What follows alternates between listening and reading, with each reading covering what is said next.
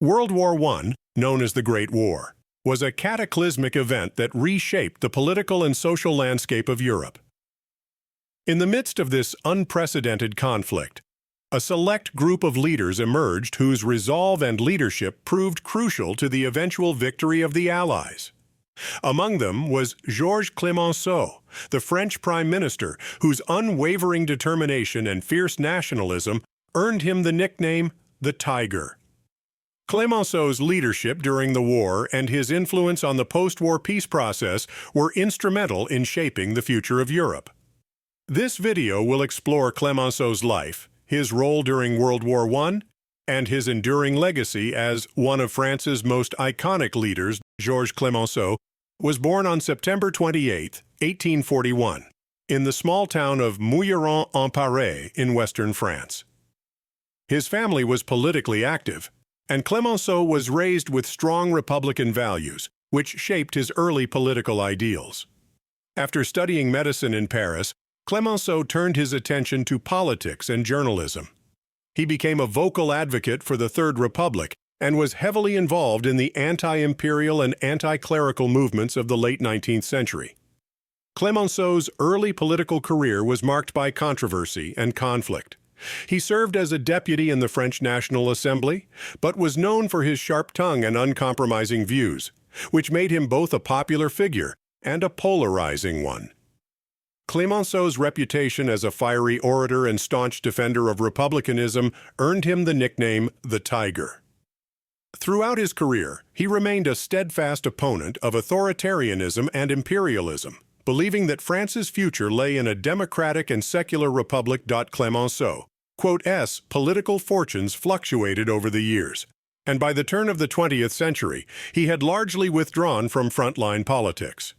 However, the outbreak of World War I in 1914 brought Clemenceau back into the spotlight.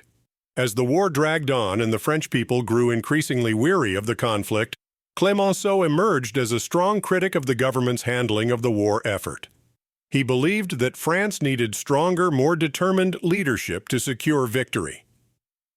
In November 1917, at the height of the war, Clemenceau was appointed Prime Minister of France. At 76 years old, Clemenceau brought with him a fierce determination to see the war through to a successful conclusion.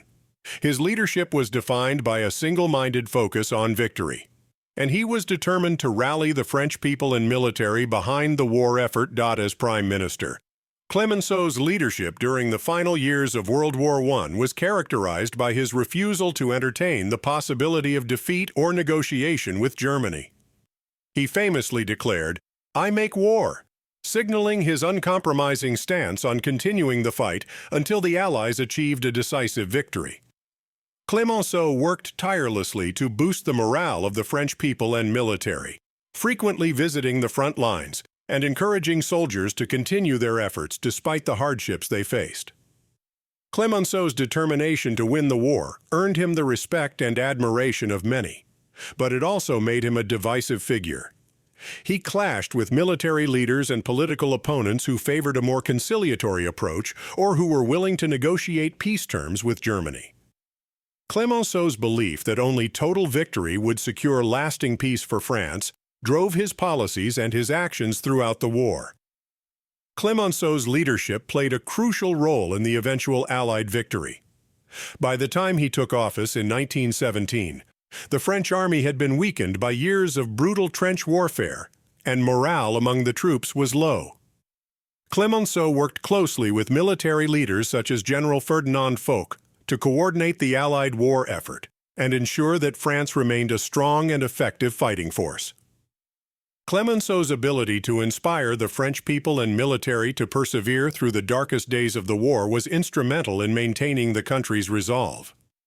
His close collaboration with the British and American leaders, including British Prime Minister David Lloyd George and U.S. President Woodrow Wilson, helped to strengthen the Allied coalition and ensure that the war effort was coordinated effectively across the Western Front. By November 1918, the Allies had successfully pushed back the German army, and an armistice was signed, bringing an end to the war. Clemenceau's refusal to give in to defeatism or negotiate with the enemy had paid off, and France emerged as one of the victorious powers.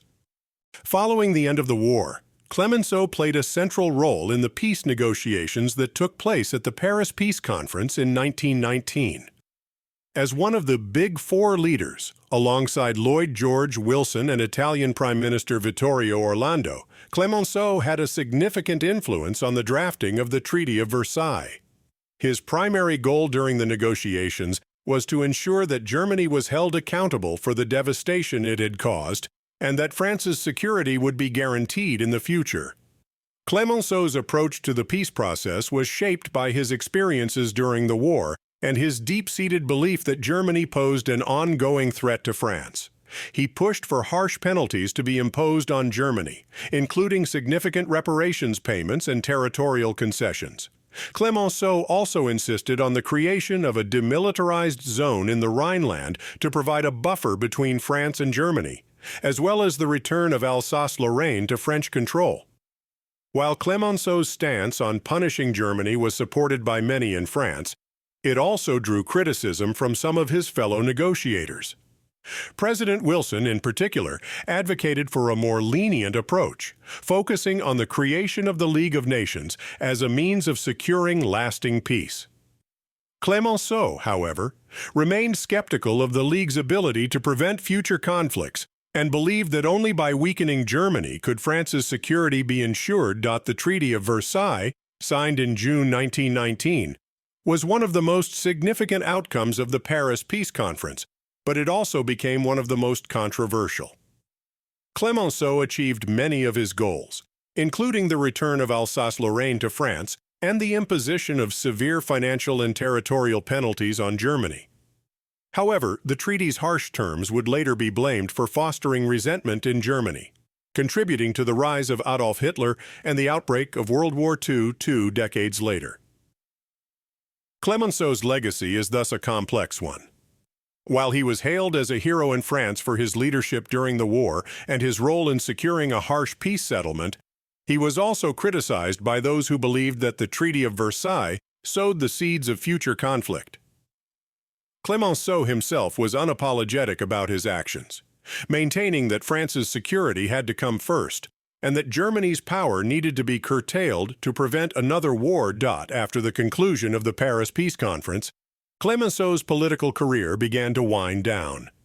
He ran for the presidency of France in 1920, but was ultimately unsuccessful, losing to Paul Deschanel.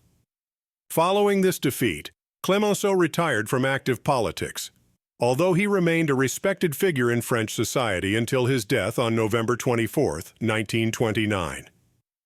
In his later years, Clemenceau continued to reflect on the war and the peace process, writing memoirs that defended his decisions and leadership during the conflict.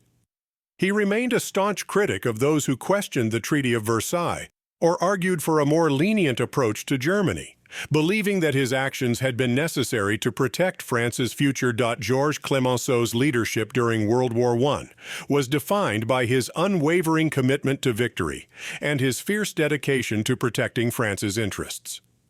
As Prime Minister, he rallied the French people and military during the darkest days of the war, and his role in the peace negotiations shaped the post-war order in Europe. While his legacy is debated, there is no denying that Clemenceau was one of the most influential figures of the Great War, and his impact on both the war effort and the peace process continues to be felt today. Thank you for watching our video on Georges Clemenceau, one of the key leaders during World War I. If you enjoyed learning about his role in shaping the course of the war and the post-war peace settlement, please give this video a thumbs up and subscribe to Heroes Historia. Feel free to leave a comment below and share your thoughts on Clemenceau's legacy. Stay tuned for more fascinating historical stories from Heroes Historia.